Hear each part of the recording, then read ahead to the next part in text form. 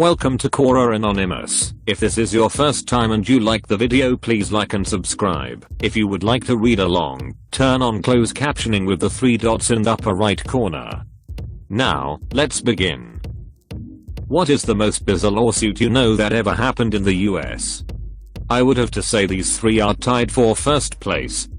In San Francisco, the police were chasing a teenager who stole a car.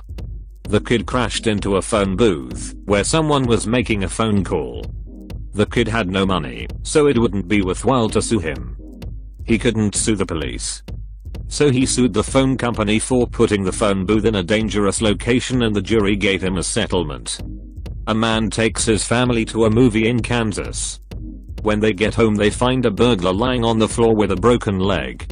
It seems he broke into the house from an upstairs window, and on his way downstairs he tripped on a piece of loose carpet, fell down the stairs, and broke his leg. At that time, Kansas had a law on the books that it was justifiable homicide to kill an intruder. Instead of killing him, the homeowner called the police. The burglar later sued him over the broken leg and collected from his homeowner's insurance. I bought a new stove and noticed a big label on it saying, "Do not stand on the oven door." I asked the guy installing it about this, and he told me some woman actually stood on the door and sued on the grounds that there was no warning label telling her not to do that. It is a toss-up as to who was the bigger idiot. The moron who stood on the door, or the idiots on the jury who rewarded her for her stupidity. People will sue for almost anything. Here's a few that stand out in my memory, including one where someone tried to sue me. A woman tried to sue the county because she slipped on a pine cone in a county parking lot and twisted her ankle. The judge told her to get out of his courtroom and don't let the door hit her in the bum on the way out because he didn't want her suing the county for the bruise. Dismissed. A young woman in New York did not want to pay the cover charge to get into a nightclub, so she crawled in through the window of the ladies' room, fell to the floor, and broke 2 teeth. The restrooms were in the basement, so the only window was several feet, about 1.5 meters, above the floor. She sued and won, even though it was her own illegal actions that caused her to get in that situation in the first place, overturned on appeal. A lawyer tried to use a pull broom to knock a dead tree branch off a power line. He got electrocuted. His wife sued the power company and the store that sold him the pull broom. Dismissed. A man sued an amusement park, Fun Fair, because he got struck by lightning on his way back to the parking lot. They shut down the rides because it looked like there was going to be a storm, but neglected to warn him not to go back to his car. Overturned. A prisoner sued the prison system for depriving him of access to proper dental hygiene after he lost a tooth. Like every other prisoner, they provided him with a toothbrush and toothpaste, but he said they didn't. The case was dismissed when the judge discovered he only had 4 teeth when he went into prison, so his dental problems began a long time before he was arrested. My crazy female neighbor tried to sue me because my grass was the wrong shade of green. That was the point at which the judge finally declared her a vexatious litigant, so she couldn't file any more lawsuits without getting the approval of a judge first. Of course, the case was dismissed. P.S. Everybody hated the crazy neighbor. She made everyone's life miserable. Eventually, everyone in the neighborhood donated money towards paying the down payment on a new house if she would just move somewhere else. A remote deserted island far from the shipping lanes was suggested. I know of 4, but 2 I'm not sure of their authenticity, so those I'll put forth as urban legends. This first one was a lawsuit made by the company that makes Care Bears. They were suing another company that was manufacturing and selling a toy line called Message Bears. Similar to this, for copyright infringement. The judge dismissed the case because he pointed out that Care Bears have pictures, but no words on their bellies, whereas Message Bears have words, but no pictures on their bellies. As for the other similarities, he noted that all teddy bears look similar going back to the very first teddy bear that had been marketed many decades before. This second one involves the Dallas Cowboys cheerleaders. I read this in the paper many decades ago, but I have unable to find any mention of this online. According to the article, the Dallas Cowboys organization was suing a woman who was going out with her boyfriend on the local nightclub circuit. She went out dressed like a Dallas Cowboy cheerleader, but they wanted her to stop because she was not a cheerleader and thus had no right to wear their outfit. The judge eventually dismissed the case for these reasons. First, she never represented herself as a Dallas Cowboy cheerleader. Second, like I said before, she was nightclubbing with her boyfriend and their behavior was no different from any other couple that went out nightclubbing. And they were doing nothing illicit in any way. Third, the outfit was not homemade, it was store-bought. And court investigators had determined that the outfit's pieces could be bought from many stores nationwide. Fourth, he examined a genuine Dallas cheerleader outfit and noted that the outfit had no team logo on it, just blue stars. And stars have been used as decorations for centuries, like on the American flag. This was the outfit the cheerleaders wore at that time on the field, not the ones available through the gift catalog. Like I said, he dismissed the case. The only reference I could find online to something close to this was a complaint coming from multiple cheerleaders that they were required to wear the official cheerleader outfit at all their practice sessions. And they were fined if they didn't. So, it's a case not of showing up to work in short shorts and a cut-off cleavage enhancing top, but coming to work in the wrong short shorts and cut-off cleavage enhancing top. These next two I didn't find any reference to online, so I'll present them as urban legends. First, there was a lawsuit in which Ralph Lauren was suing a new magazine for trademark infringement. The magazine was called Polo and he claimed that he had trademarked the name, so they couldn't use it unless they bought the rights from him to do so. The magazine replied that their magazine had nothing to do with Ralph Lauren or his fragrance, it dealt with the sport of polo. The sport where riders on horseback hit a bull with a long-handled mallet. And that the sport of polo has existed for centuries, long before Ralph Lauren's great-grandparents were born.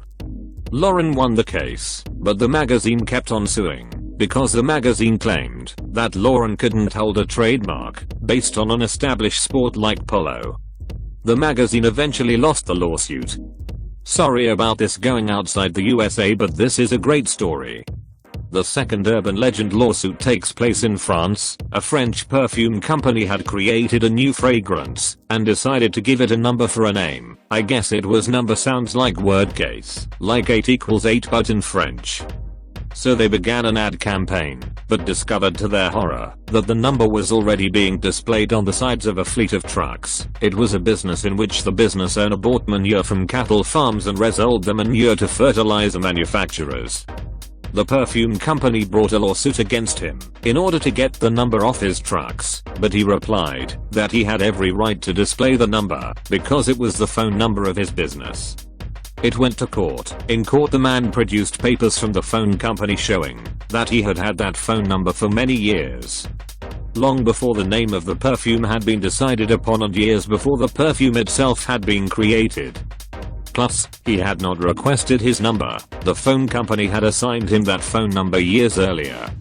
The perfume company lost the case, with the judge declaring that the man was free to keep displaying his business phone number on his trucks and the perfume company could not force him to change the phone number. The perfume company changed the name of the perfume. Authors edit. This deals with one of the Coca-Cola contests from way back. The contest was Find the Golden Can, win $1 million. The winning can was found by an old man who was working as a grocery bagger in a nationwide store chain to supplement his pension. Coca-Cola didn't want to pay off. They claimed that the old man, see if you can follow this logic, worked for a grocery store chain that had been part of a merger, which had come from a leveraged buyout by a company that had bought out another conglomerate, which had been bought by the Coke company, so therefore he worked for the Coke company, and was therefore ineligible to participate in the contest. The old man hired lawyers to fight for the money, and the lawyers fought after all. How much money would they get from $1 million payoff?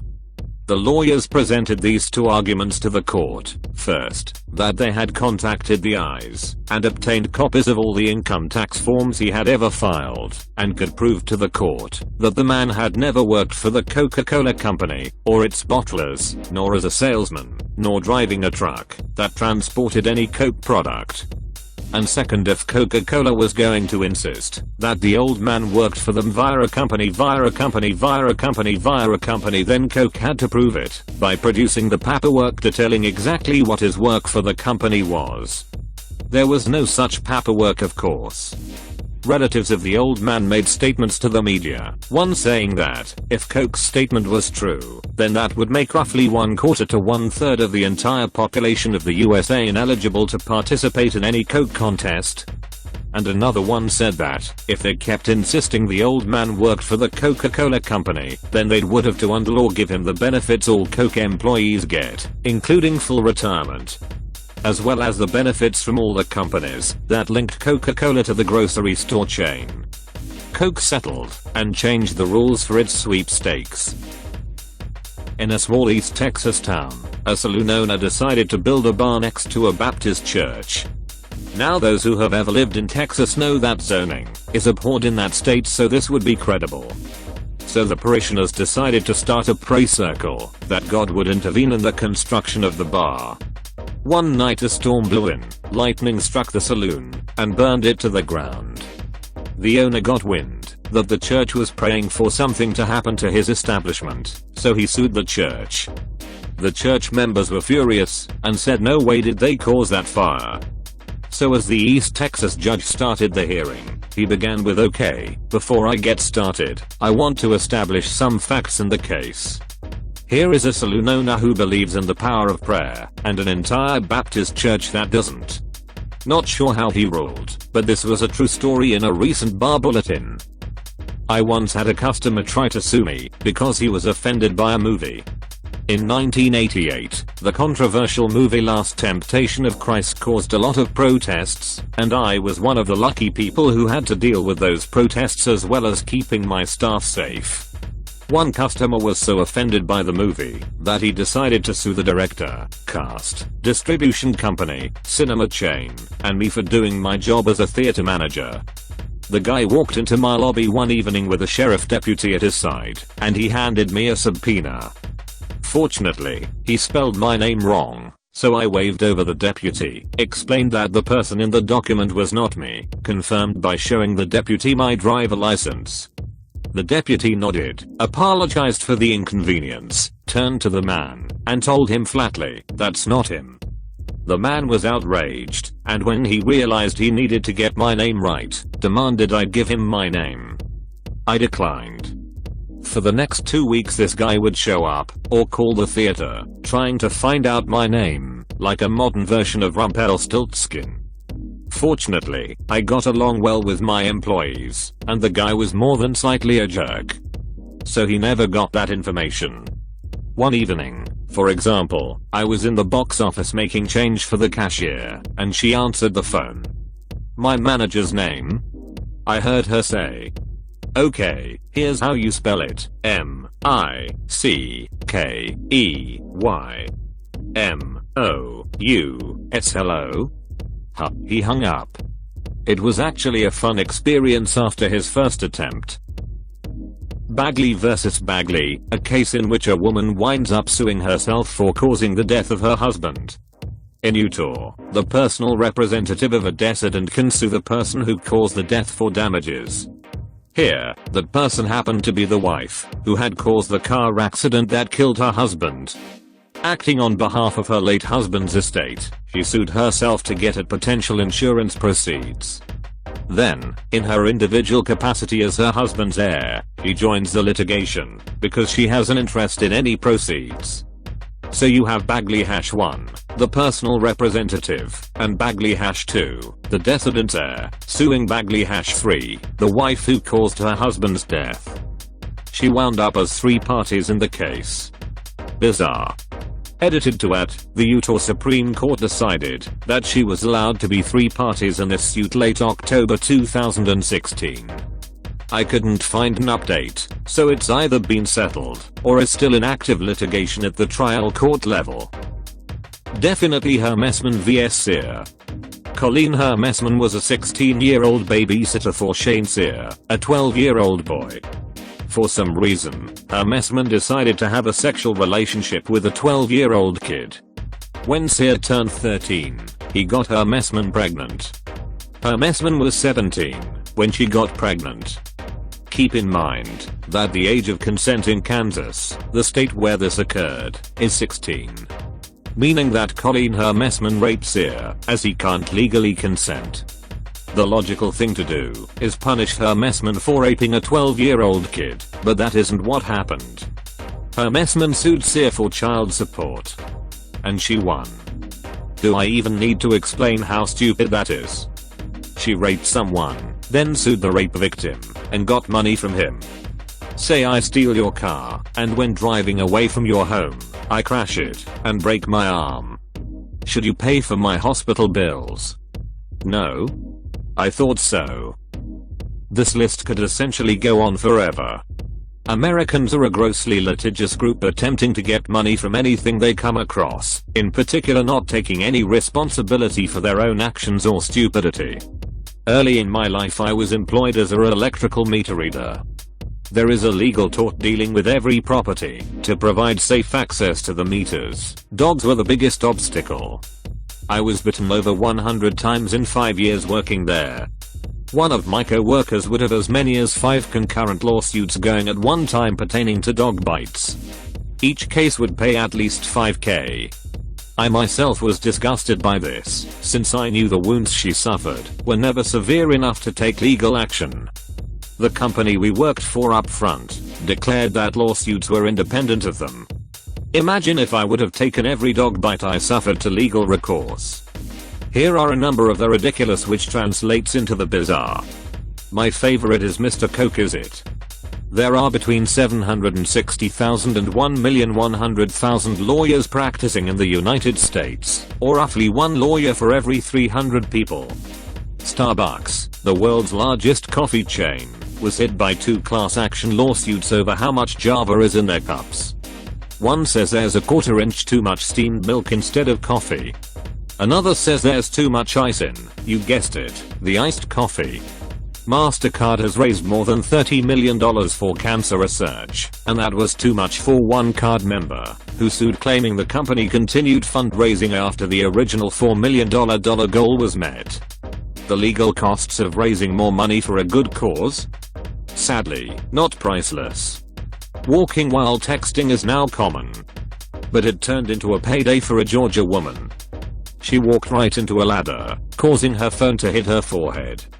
And now, she's $161,000 richer. How does a $40 printer on Craigslist turn into a $30,000 nightmare? When the buyer sues. The printer was broken, he claimed. And 6 years after the original sale, the case is ongoing. Can you say, most expensive printer ever? I always liked this one. Coca-Cola takes a man to court and wins when they discover the man had his name legally changed to Mr. Coke Is It. He had to change it to something else. I love this one. This is a true case of believe it or not. Christopher Roller, a resident of Minnesota, sued David Blaine and David Copperfield, demanding that they reveal their secret magic tricks to him. He demanded 10% of their total income for life. The reason for the suit is that Roller believes that the magicians are defying the laws of physics and thereby using godly powers. But it gets worse. Roller is suing, not just because the magicians are using God's powers, he is suing because he thinks he is God, and therefore it is his powers they are stealing. Someone from California filed a lawsuit against Kellogg Company when he discovered that Fruit Loops are not really made of fruit, saying if he had known that, he would never have bought them. Basically, the give me money for my ignorance argument, of which there are way too many of. Someone sued a home seller for selling him a haunted house without his knowledge. The man won the case, with the jury saying poltergeists and ghosts must be disclosed to home buyers. How it was proven that there was a ghost in the house in the first place I will never know. We all know the popular slogan Red Bull gives you wings. Apparently, some took this quite literally, and a man sued Red Bull for not giving him wings. He was granted $13 million. Incredible. I had to add this one, since I'm from California and for as insane in its entirety America is, we are looked upon as being the penultimate insanity that exists here in the good old USA. In January, a mystery rock which looked like a jelly-filled donut was spotted in photographs taken on Mars by NASA's Opportunity rover. Scientists said the reason it hadn't been there before was it was most likely something which had been moved by the rover. However, the explanation wasn't enough for Orrin Joseph, a neuropsychologist and author, who filed a lawsuit in a California court demanding NASA thoroughly scientifically examine and investigate the mystery object that seemingly appeared out of nowhere on the surface of Mars this month. Joseph claimed the rock wasn't moved into view by anything, it was already there, and grew to its present size in 12 days, adding that it was inexplicable, recklessly negligent, and bizarre that NASA did not take close-up photos from a variety of angles, and requested that 100 high-resolution photos and 24 microscopic in-focus images of the object's exterior be provided to him. Scientists later decided that a rover wheel had rolled over a rock, broken off a bit of it, and sent the chip downhill to where it was seen days later. The dark red filling could have formed geologically recently after erosion exposed the rock at the surface, scientists said, or it could have formed long ago deep within Mars.